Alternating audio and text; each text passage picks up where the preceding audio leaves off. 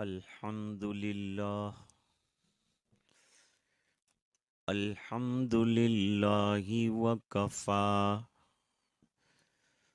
وسلام علی عباده الذین اصطفی اما بعد اعوذ باللہ من الشیطان الرجیم بسم اللہ الرحمن الرحیم لا خیر فی کثیر من نجواہم الا من امر بصدقۃ او معروف او اصلاح بین الناس ومن يفعل ذلك ابتغاء مرضات الله فسوف نؤتيه اجرا عظيما صدق الله العظيم اللهم صل على سيدنا محمد وعلى آل سيدنا محمد وبارك وسلم۔ میں بسم اللہ پڑھتا ہوں اور خدا کی حمد کرتا ہوں اور درود مصطفیٰ پڑھ کر مبارکباد دیتا ہوں۔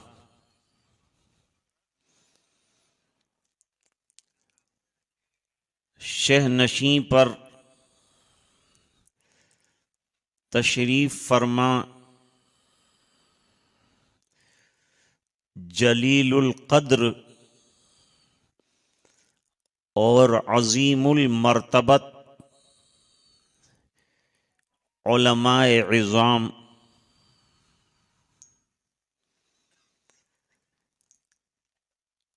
سامنے تشریف فرما علماء و حاضرین مجلس،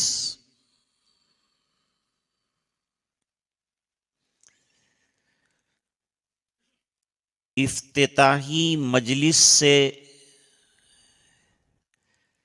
متعلق جو باتیں کہنی چاہیے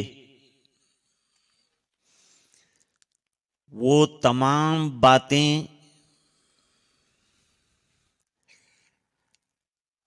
حضرت اناؤنسر صاحب سے لے کر حضرت مولانا نسیم الدین صاحب دامت برکاتہم، مفتی محمد معز الدین صاحب زید مجدہم،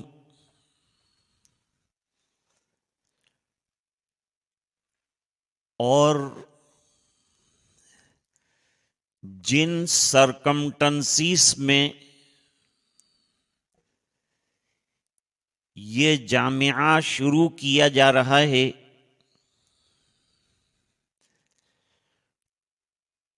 وہ مولانا ڈاکٹر عبدالرشید صاحب ندوی مدنی دامت برکاتہم نے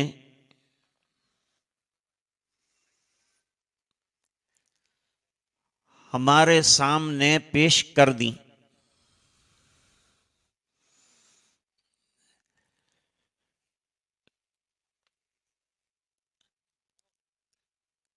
میں ایک واقعے سے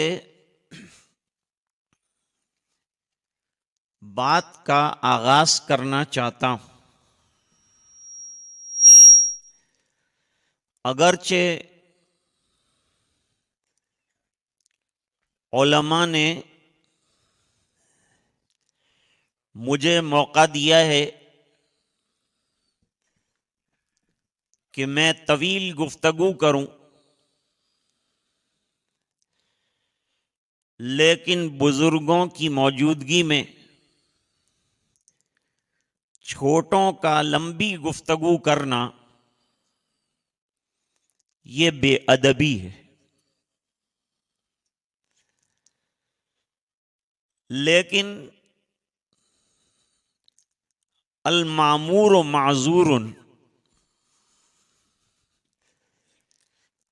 ان تمام حضرات نے نیک امیدوں کے ساتھ اور حسن ظن کے ساتھ مجھے کرسی پر قسم پرسی کے عالم میں بٹھایا ہے.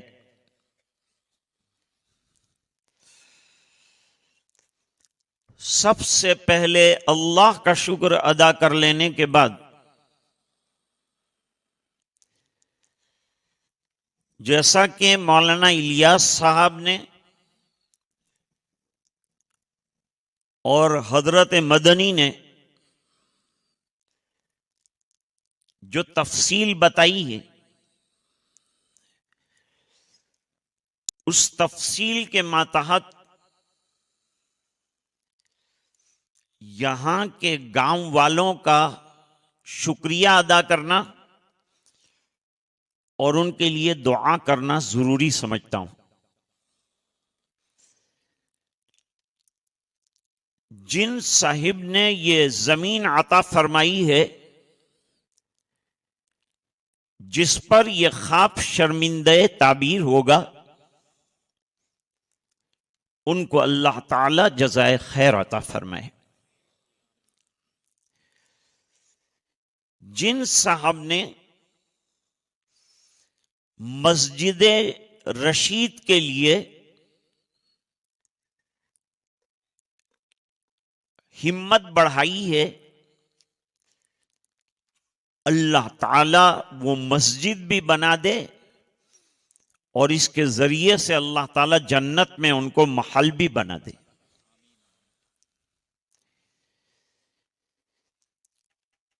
جامع رشید کا بھی قیام انشاءاللہ وجود میں آئے گا.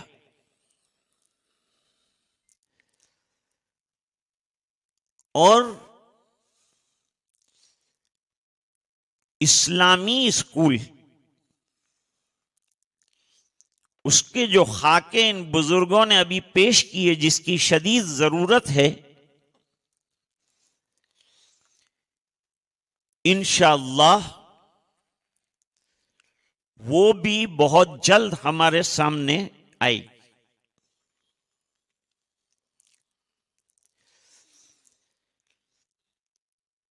انگریز جب ہندوستان آیا، ایسٹ انڈیا کمپنی، تو اپنے ساتھ بہت سے عزائم لے کر آیا.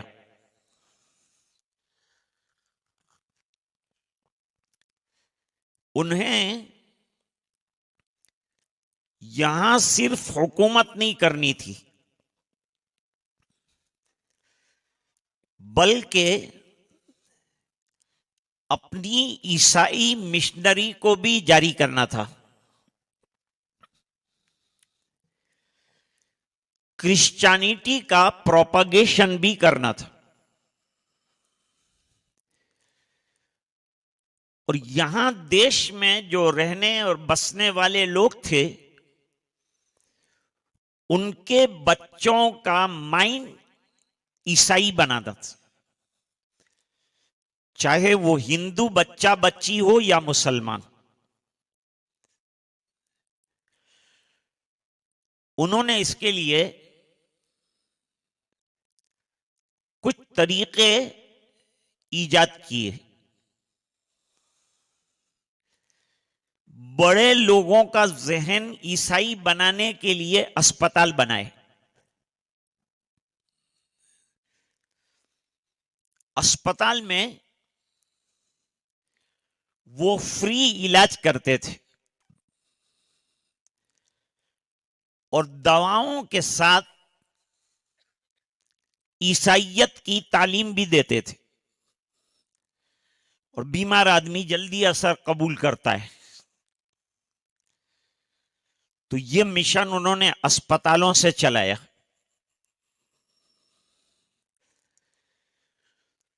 دوسرے نمبر پر انہوں نے عیسائی مشنری کے ماتحت اسکول انگریزی بنائے. عیسائی مشنری کے اسکول ابھی بھی ہیں اور وہاں جیسس کے سلسلے میں ابھی بھی تعلیم کا سلسلہ جاری ہے.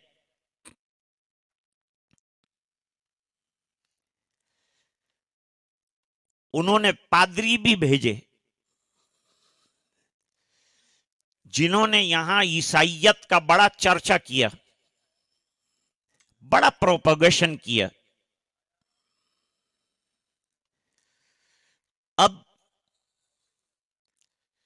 بچوں اور بچیوں کے عقیدوں کو بدلنے کے لیے انہوں نے محنتیں شروع کی. لیکن یہ محنتوں کا نتیجہ کیا نکلا؟ یہ حضرات ہر چیز کا سروے کرتے ہیں. تو انہوں نے سروے کیا. سروے میں ایک چیز سامنے آئی. وہ چیز یہ تھی کہ ہر مذہب کے بچے ہماری عیسائیت سے متاثر ہو رہے ہیں, امپریس ہو رہے ہیں,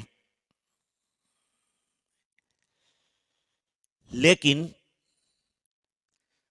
مسلمان بچے اثر نہیں لے رہے.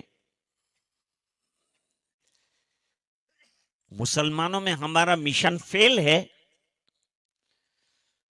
اور دوسری کمیونٹی کے اندر سکسیسفل ہے. تو پادریوں نے کہا کہ اس کی وجہ دریافت کرنی چاہیے. کیا وجہ ہے کہ مسلمانوں کے اندر ہماری پروپیگیشن کی تحریک فیل ہو رہی ہے؟ کیا وجہ ہے؟ بہت محنت کے بعد انہوں نے سروے کیا. سروے کے نتیجے میں ایک پادری نے کھڑے ہو کر کہا کہ مسلمانوں میں ہماری مشنری ناکام ہے. اس کی وجہ یہ ہے کہ مسلمان بچوں کو ماؤں کی گود سے ہی اسلام کی تعلیم کا ذائقہ مل جاتا ہے. یہ وہ بات ہے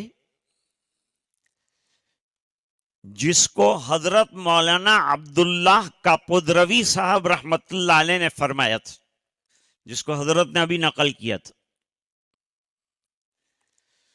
وہ کیا کہ بچہ پیدا ہوتے ہی ماں کے زیر اثر چلا جاتا ہے اور ماں کا جیسا مزاج ہوگا بچے کا ایسا مزاج بنے گا. تو اگر ماں کے پاس دینی تعلیم ہو, ظاہری بات ہے کہ اس کی گود میں پلنے والا بچہ دیندار ہوگا. اور ماں کی گود سے اگر مضبوط عقیدہ مل جائے تو پھر کسی بھی اسکول میں وہ جائے, کسی بھی کالج میں جائے, اس کے عقیدے کو بدلا نہیں جا سکتا ہے. عقیدے کی جڑوں کو مضبوط کرنے کے لیے مدارس ہیں, ماں کی گود ہے. جیسے حضرت مولانا نے فرمایا کہ لڑکے نے پڑھا تو ایک فرد نے پڑھا، لڑکی نے پڑھا پورے خاندان نے پڑھا، پورا خاندان متاثر ہوگا، شادی کر کے بھی جائے گی۔ تو جیسے حضرت مولانا نے فرمایا کہ اگر دین پہلے سے ماں باپ نے پڑھایا ہے تو وہ دین لے کر وہ گھر میں جائے گی تو وہ روشنی وہاں بھی پھیلے گی۔ میں ایک بہت دلچسپ واقعہ سناتا ہوں آپ کو کہ ایک دیندار لڑکی ہو تو پورے گھر کا جو نظام ہے وہ کیسے بدل جاتا ہے۔ ایک لڑکی کی بیرون ملک یعنی امریکہ میں شادی ہوئی، شادی ایسے گھرانے میں ہوئی کہ جہاں دین کا نہیں ڈالر کا چلن تھا۔ لڑکا جو تھا پردے کا مخالف، یہاں لڑکی جو ہے اللہ والوں سے وابستہ۔ لڑکے نے قرآن کا اور مسجد کا منہ نہیں دیکھا، اور لڑکی جو ہے 5 وقتہ نمازوں کی پابند اور قرآن کریم کی تلاوت کی پابند۔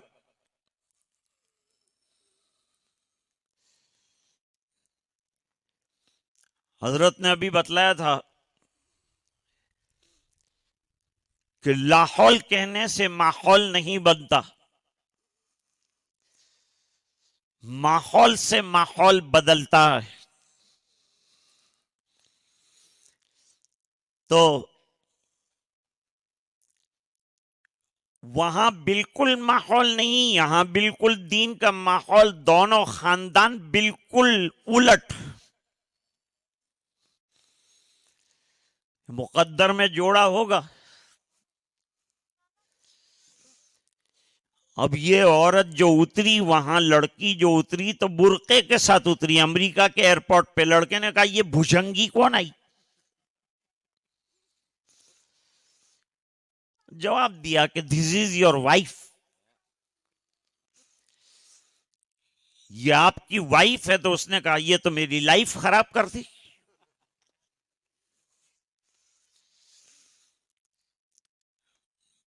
میں تو بے پردہ لڑکی کو فنکشنز میں لے کر جانے کا عادی ہوں۔ لڑکی نے کہا میں برقع نہیں اتاروں گی، میں تو دیندار لڑکی ہوں۔ لڑکی تو دیندار ہونی چاہیے۔ علیک بذات الدین تربت یداک۔ گھر گئے۔ اب چلتے وقت ماں باپ نے قرآن شریف دیا تھا اور فضائل عمل دی تھی۔ وہاں خسر نے کہا کہ قرآن کو تو لپیٹ کر رکھ دے اور فضائل عمل تو کھولنا ہی مت، فضائل ڈالر کھول۔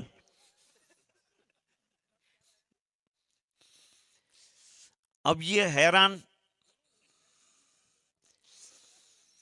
کیسے گھر میں آ گئی ہوں۔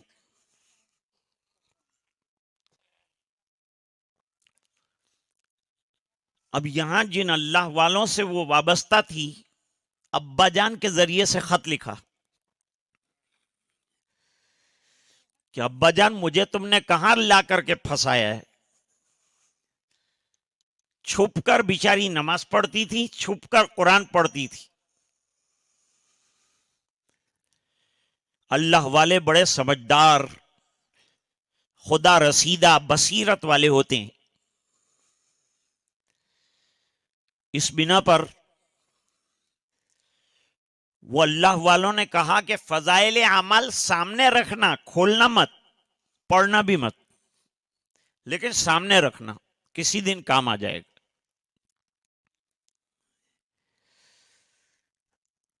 اور قرآن اگر موقع ملے تو کمرے میں چھپ کر چند آیتیں روز پڑھ لیا کر. گھر میں لڑکا تھا، اس کی سانس تھی جو اس کو سانس بھی نہیں لینے دیتی تھی.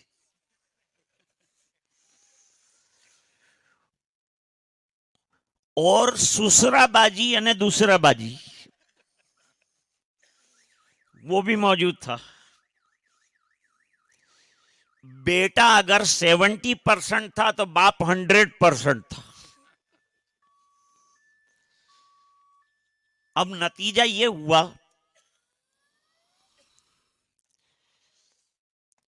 کہ اچانک خسر جو ہے بیمار ہو گیا. بیماری اور صحت تو اللہ کی طرف سے. خسر بیمار ہوا، بیڈ پر آ گیا.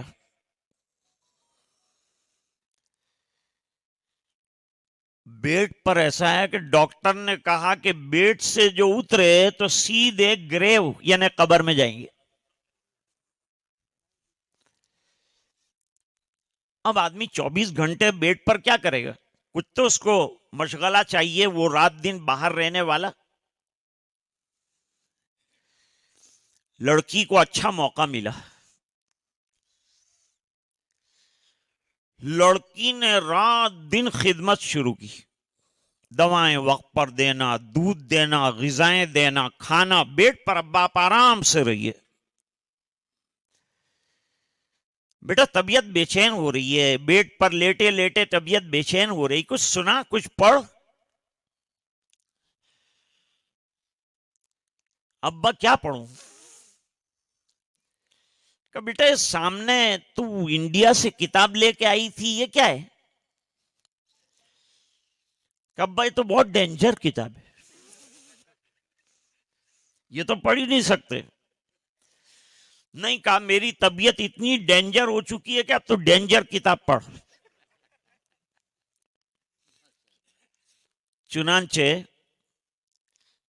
لڑکی نے فضائل اعمال کھولے اور فضائل نماز نکالی. بیماری میں آدمی اثر لیتا ہے. اب جاؤں، کب جاؤں، تب جاؤں کا حال ہوتا ہے. موت کا خیال بھی ہوتا ہے. لڑکی موت کے احوال بیان کرتی تھی، ساتھ ساتھ نماز کے فضائل بیان کرتی تھی. دھیرے دھیرے کتاب پڑھتے پڑھتے باپ کے دل میں نماز کا خیال آیا. بیٹا میں نماز شروع کروں تو کیسا رہے گا؟ ابا آدھی بیماری تو نماز سے ختم ہو جائے گی. نماز جو ہے شفاء الامراض ہے. قرآن بھی شفاء لما فی الصدور ہے، دل کی بیماریوں کو اچھا کرتا ہے. کہا ذرا یہ نماز کا چیپٹر پڑھ. نماز کا چیپٹر پڑھتی رہی اور خسر کو نماز کا طریقہ بتاتی رہی، یہاں تک کہ بیٹ کے اوپر نماز پڑھنا شروع کر دیا خسر نے. بیٹا قرآن پڑھنا نہیں آتا، انگلش میں قرآن ملتا ہے؟ کہا جی وہ بھی ملتا ہے، وہ منگوا لیا. اب بیٹ پر بیٹھ کر قرآن شریف بھی پڑھ رہا ہے. جس گھر میں 24 گھنٹے ٹیلی ویژن چلتا تھا، باپ نے کہا اس کو بند کرو، وحشت ہوتی ہے مجھے اس سے. گھر میں ٹیلی ویژن بند ہو گیا. ہر جگہ بڑے بڑے پوسٹر لگے تھے، وہ پوسٹر ہٹا دیے گئے. اس کی جگہ اللہ کے نام آ گئے. اب جو ہے قرآن سیکھنا شروع کیا. ٹیلی ویژن گھر سے روانہ ہو گیا. گھر میں مصلے آ گئے. خسر نے ساس کو کہا، اپنی بیوی کو کہا نماز شروع کر، مجھے اچھا کرنا ہے، نماز شروع کر. اس نے بھی نماز. اب ادھر لڑکی نے تلاوت عام طور پر شروع کر دی. ارے بیٹا تو کتنی اچھی قرآن کی تلاوت کرتی. تلاوت میں اللہ نے جاذبیت رکھی. ابھی حضرت مولانا نے قرآن کریم کی تلاوت کے بارے میں کہا، اور خادم القرآن حضرت مولانا محمد غلام وستانوی صاحب دامت برکاتہم عالیہ، جنہوں نے قرآن کریم کی تعلیم کی نشر و اشاعت کے لیے زندگی ختم کر ڈالی اور وقف کر دیا اپنے آپ کو، ان کی صحت کے لیے دعا فرمائیے کہ اللہ تعالیٰ ان کو عمر دراز عطا فرمائے اور تا دم حیات ان سے قرآن کریم کی خدمت کا کام لے.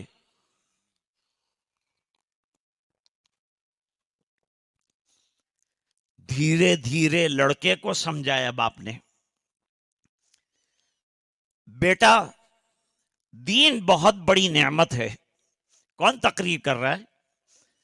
وہی باپ جو لڑکی کو دقیانوسی کہتا تھا، تنگ نظر کہتا تھا، آرتھوڈاکس کہتا تھا، وہی باپ بیٹے کو نماز کی تلقین کرنے لگا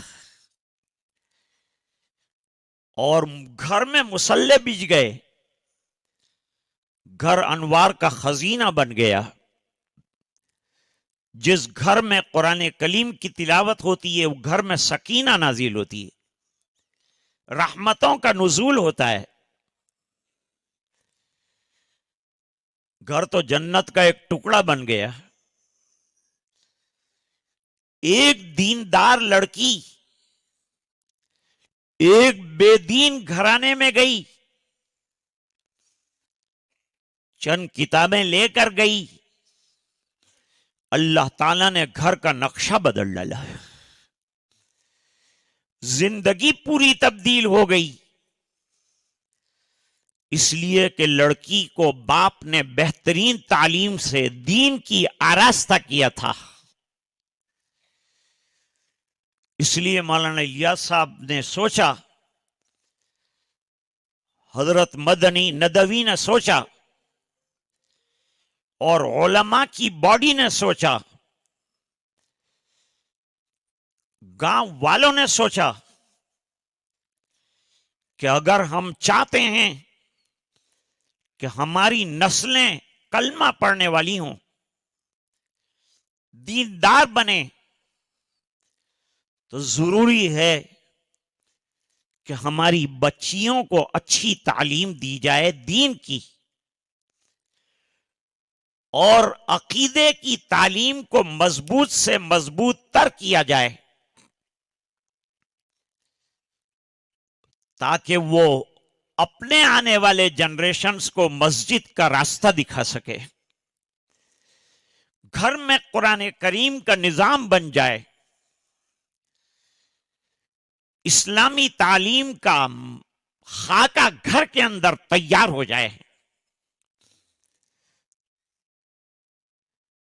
ابھی خواجہ معین الدین چشتی سنجری اجمیری رحمت اللہ علیہ کا واقعہ بھی آیا تھا. خواجہ صاحب اپنے ایک خلیفہ سے ملنے کے لیے دہلی تشریف لے گئے. راستے میں جیسے جیسے لوگوں کو پتا چلتا گیا کہ خواجہ صاحب تشریف لا رہے ہیں، تو گاؤں کے گاؤں جھوک در جھوک اللہ والے کے ہاتھ پر توبہ کرنے کے لیے آ گئے. پہلے اللہ والوں کا بڑا اثر تھا، لیکن دیندار نہیں تھے لوگ، لیکن اللہ والوں سے بڑی عقیدت رکھتے تھے، محبت رکھتے تھے. یہ گاؤں والے بھی علماء سے عقیدت رکھتے ہیں، انہوں نے علماء پر بھروسہ کیا ہے، اپنی زمینیں عطا کی ہیں اور کہاں یہاں ایک گلشن لگاؤ جس کی خوشبو 75 گاؤں میں پہنچ جائے اور وہاں کے بچے اور بچیاں دین کی تعلیم سے آراستہ ہو جائے. خواجہ صاحب تشریف لے گئے، لوٹ کر آئے، والدہ حیات تھی، والدہ کے سامنے حاضر ہوئے۔ والدہ کا بڑا مقام ہے، والدین کا بڑا اونچا مقام ہے۔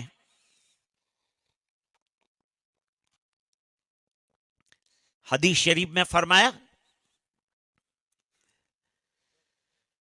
جن ماں باپ کو اللہ تعالی نے 2-3 بیٹیاں دے دی اور ان بیٹیوں کی ماں باپ نے بہترین تربیت کی، تو اس کا نتیجہ یہ ہوگا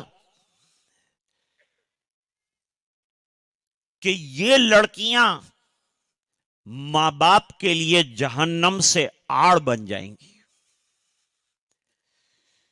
جہنم میں جانے سے رکاوٹ بن جائے گی، کیونکہ ماں باپ نے قربانی دی ہے۔ لڑکا کماتا ہے اور باپ کو دیتا ہے، لڑکیوں پر خرچ کرنا پڑتا ہے اور دوسرے گھر بھیج دینا پڑتا ہے، پھر بھی اگر قربانی دے کر مال خرچ کیا تو اس کا صلہ اللہ تعالیٰ اس شکل میں عطا فرمائیں گے۔ والدہ ہوں تو خدمت کرنا، والدین ہوں تو ان کو مت بھولنا، ان کی دعائیں لے لینا، وہ آپ کے جنت کا دروازہ ہیں۔ حضرت خواجہ صاحب والدہ کے پاس پہنچے اور پورے سفر کی کارگزاری بیان کی۔ امی جان، اللہ کے فضل سے آتے جاتے 7.5 لاکھ لوگوں نے توبہ کی ہے۔ بیٹا تو کیا سوچتا ہے؟ بیٹے نے کہا صرف آپ کو خبر دینی تھی، آپ کی دعائیں لینی تھی۔ حضرت نے فرمایا یہ دعاؤں کے لیے ہم جمع ہوئے ہیں، الدعاء مخ العبادہ، کسی کی دل سے دعا نکل جائے تو بیڑے پار ہو جاتے ہیں۔ یہ نظر آنے والا میدان کل تعمیرات کا ایک بہترین شاہکار بھی بن سکتا ہے، اور انشاءاللہ ان حضرات کے جو عزائم ہیں وہ تمام انشاءاللہ یہاں پورے ہوں گے۔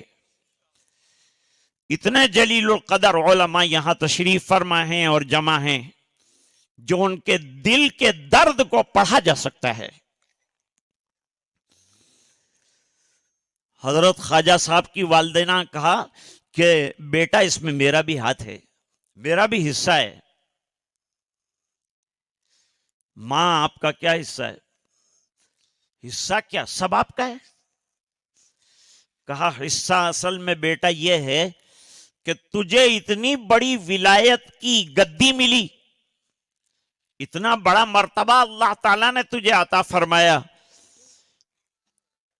اس کے پیچھے راز یہ ہے کہ تو پیدا ہوا بیٹا، جب سے لے کر تو نے دودھ جب تک پیا، میں نے تجھے کبھی بے وضو دودھ نہیں پلائے۔ جب مائیں اتنی شاندار اور دیندار ہوں گی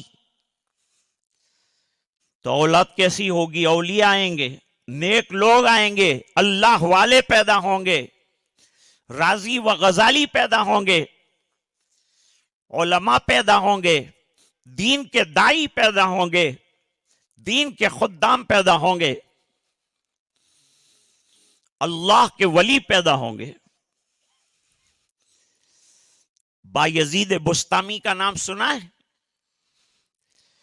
بڑے اللہ والے ہیں، ان کو اللہ والا بنانے میں ان کی والدہ کا بہت بڑا کردار رہا۔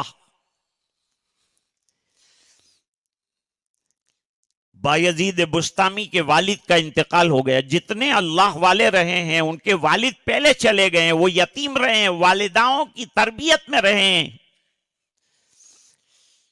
جیسے سیدنا عبد القادر جیلانی رحمت اللہ علیہ۔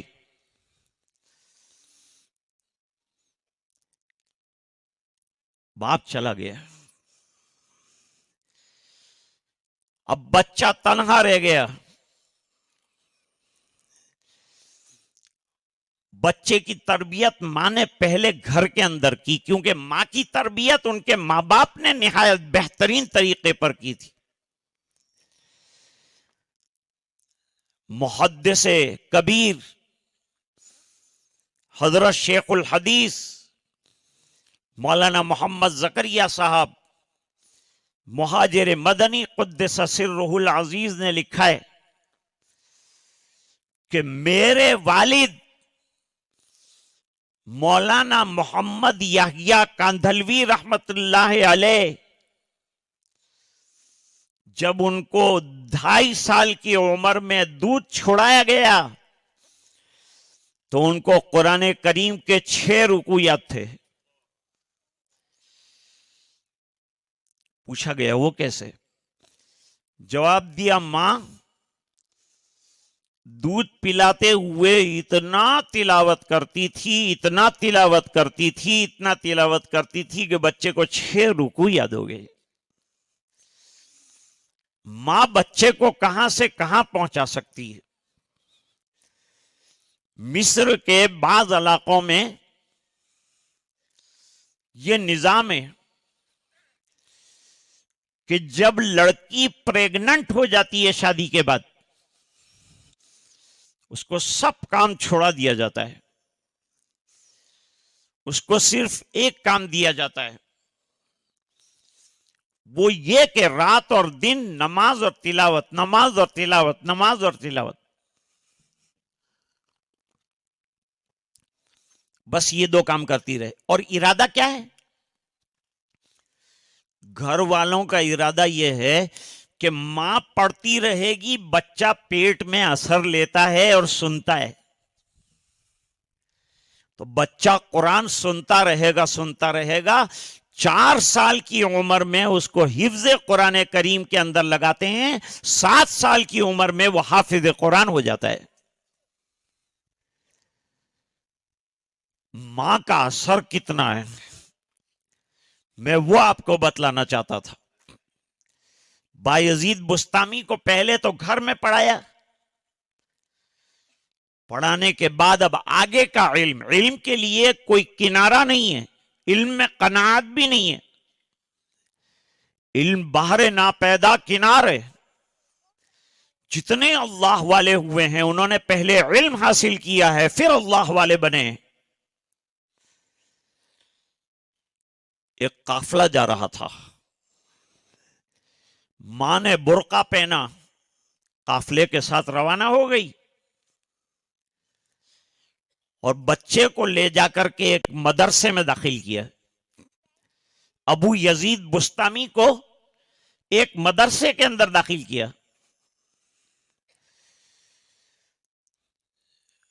استاد نے ایک سوال کیا، یہ چھوٹا بچہ ہے، اس کو ماں کی یاد آئے گی، گھر کی یاد آئے گی تو کیا کروں گا میں؟ تو کہا آپ ایک شرط لگا دینا کہ 1 ہفتے کا سبق اگر ایک وقت کے اندر سنا دے تو تجھے میں ماں کو ملنے جانے دوں گا، اجازت دے دوں گا کہ ماں کے مل کے آ. کوئی قافلہ جاتا ہوگا تو اس کے ساتھ تو چلا جائے گا، اور کوئی آتا ہوگا قافلہ تو اس کے ساتھ لوٹ کر آ جائے گا. چونکہ دور تھا گھر، بہت دور دراز تھا.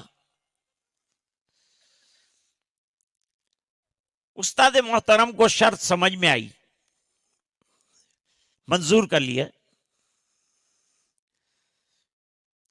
اس کے بعد بچے نے 2 مہینے کے بعد اپنے گھر کو یاد کیا.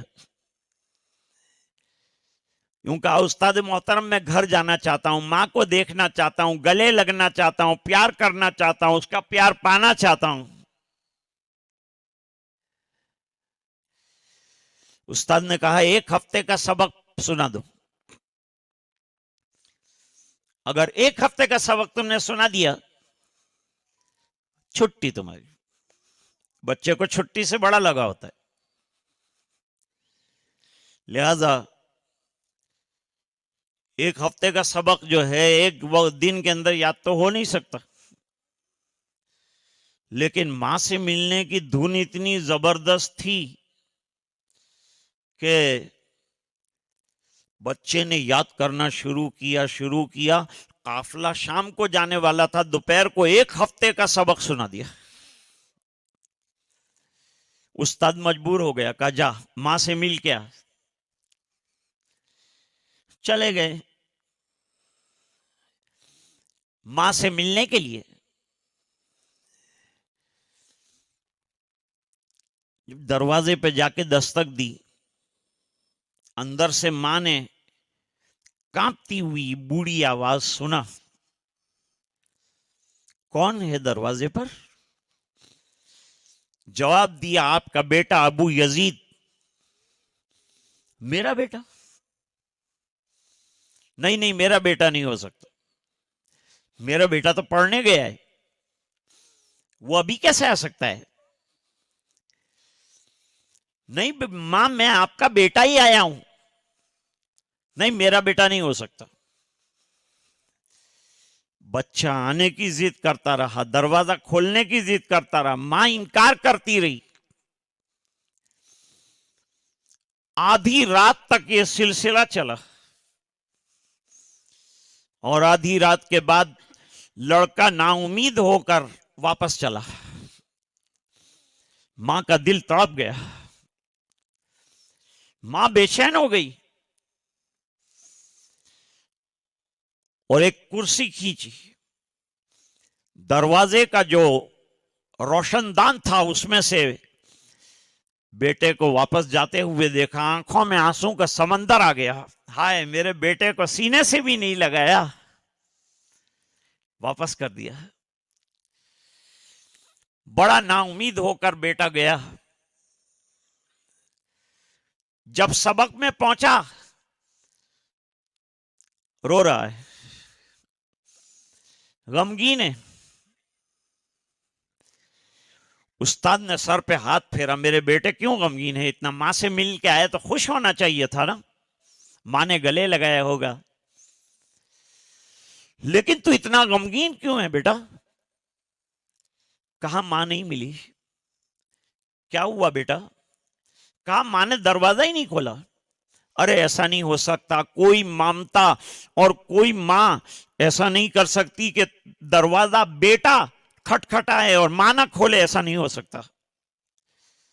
نہیں استاد محترم نہیں کھولا انہوں نے دروازہ. چلو کوئی مصلحت ہوگی. استاد نے سر پہ ہاتھ پھیرا، آج کے دن سے مجھے ماں بھی سمجھ لے اور مجھے باپ بھی سمجھ لے، اور اپنے غم مجھے کہتا رہے اور علم حاصل کرتا رہے، اور اب مت جانا یہاں تک کہ تیرے سر پہ دستار فضیلت بن جائے.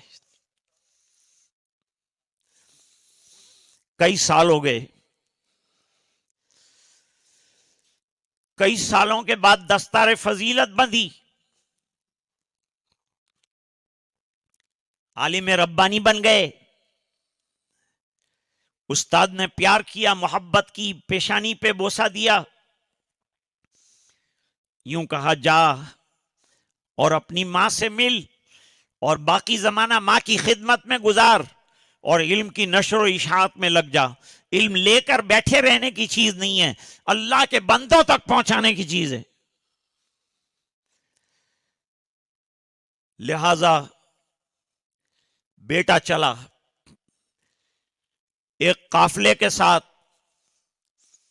اور گھر پر پہنچا. دروازے پر دستک دی، کانپتی ہوئی وہی ماں کی بوڑھی آواز آئی. سر میں بال سفید ہو چکے ہیں بیٹے کا انتظار کرتے کرتے.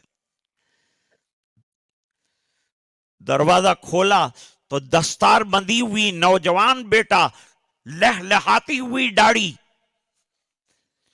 اور ماں کے گلے ملا، ماں کے پیشانی پہ بوسہ دیا.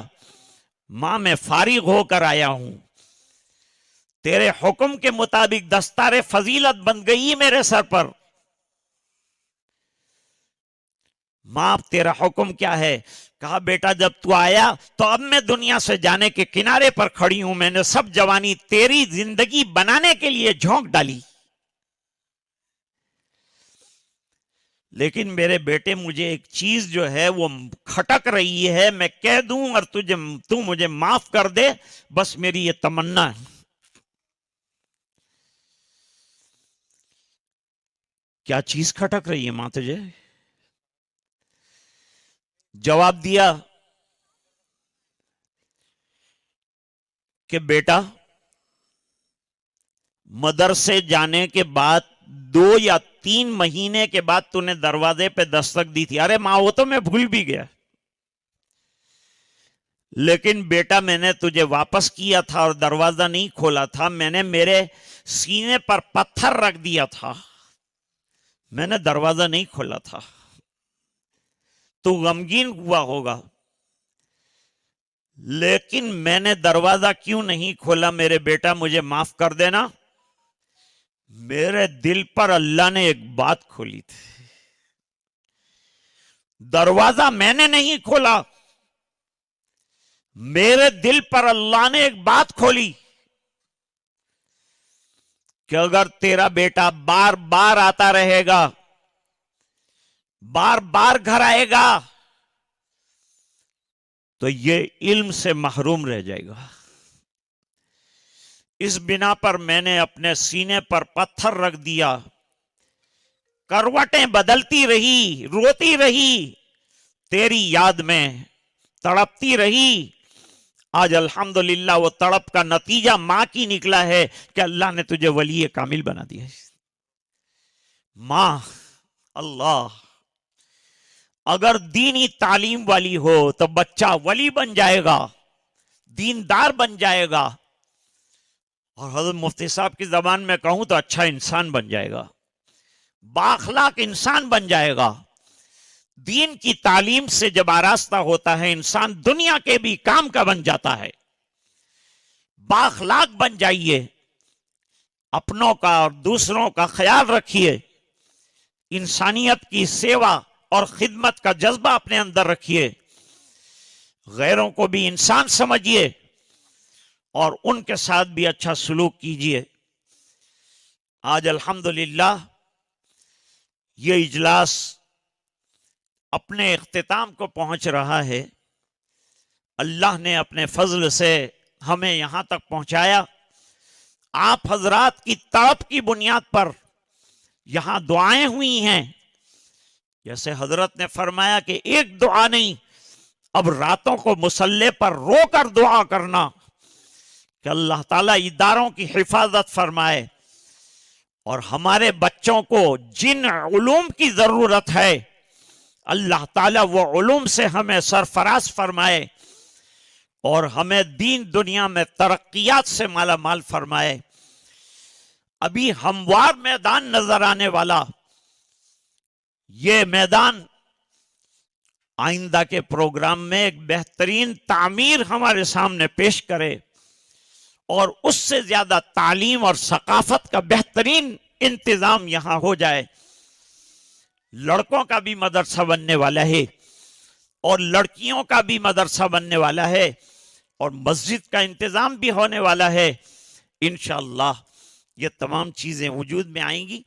میں اپنے تمام بزرگوں سے اور بڑوں سے معذرت کے ساتھ اور معافی کے ساتھ اپنی طالب علمانہ گفتگو کو ختم کرتا ہوں.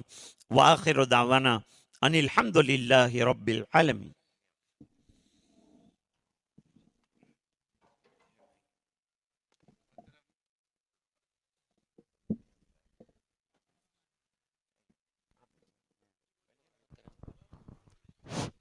محترم سامعین, ابھی آپ حضرات حضرت قاری صاحب کی ان ملفوظات سے مستفید ہو رہے تھے. اللہ حضرت قاری صاحب کی عمر میں برکت عطا فرمائے, صحت اور عافیت سے انہیں ہمیشہ رکھے, اور ان کے علم سے ہم سب کا فائدہ ہوتا رہے. اللہم لک الحمد کلہ ولک الملک کلہ ولک الشکر کلہ والیک یرجع الامر کلہ علانیتہ وسرہ. اللہم صل علی سیدنا محمد کلما ذکرہ الذاکرون وکلما غفل عن ذکرہ الغافلون. ربنا آتنا فی الدنیا حسنہ وفي الآخرة حسنة وقنا عذاب النار.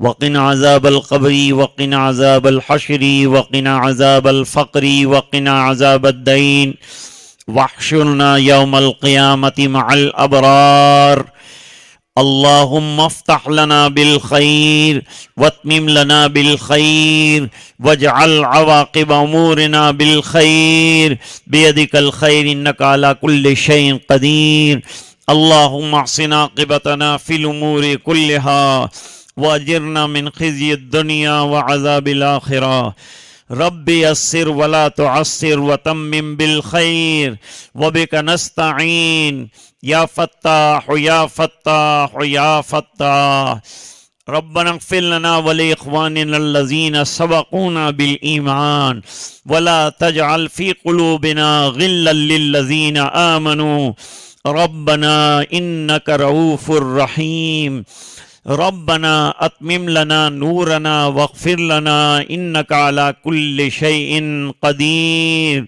اللهم حبب إلينا الإيمان وزينه في قلوبنا وكره إلينا الكفر والفسوق والعصيان واجعلنا من الراشدين واجعلنا من الذين لا خوف عليهم ولا هم يحزنون اے اللہ ہمارے گناہوں کو معاف فرما کوتاہیوں سے درگزر فرما اپنا فضل اور کرم شامل حال فرما اے اللہ جس مدرسے کی سنگ بنیاد رکھی اسے قبول فرما جلد سے جلد اے اللہ تعمیر کو مکمل فرما تاکہ بچیوں کا تعلیم کا سلسلہ آسان ہو جائے اسے آسان فرما اے اللہ یہاں سے علم کے سوتے پھیلا دے اے اللہ بچیوں کو بہترین تعلیم سے آراستہ فرما دے اے اللہ یہ علماء جنہوں نے یہاں آ کر تندہی سے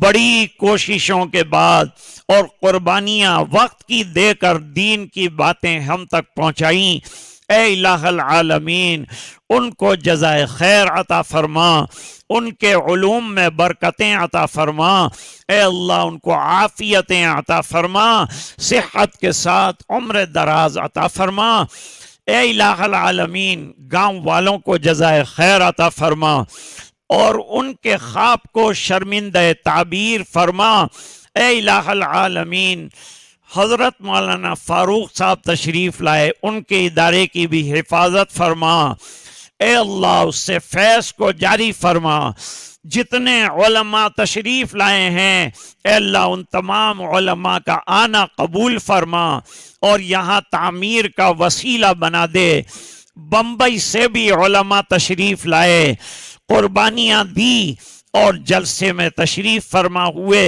اے اللہ ان کو بھی جزائے خیر عطا فرما اے اللہ کام کرنے والے کارکنان کو اور علماء کی کمیٹی کو اتحاد عطا فرما محبت کے ساتھ اے اللہ کام کرنے کی توفیق عطا فرما اے الہ العالمین جو حضرات مدرسے میں مسجد میں تعاون کا ارادہ فرماتے ہیں اور مدد کا ارادہ فرماتے ہیں ان کو اے اللہ برکتیں عطا فرما اور ان کے تعاون کو قبول فرما بڑھ چڑھ کر اس کار خیر میں حصہ لینے کی توفیق عطا فرما اے اللہ پورے مجمع کی مغفرت فرما دعائیں اپنے فضل و کرم سے قبول فرما برحمتک یا ارحم الراحمین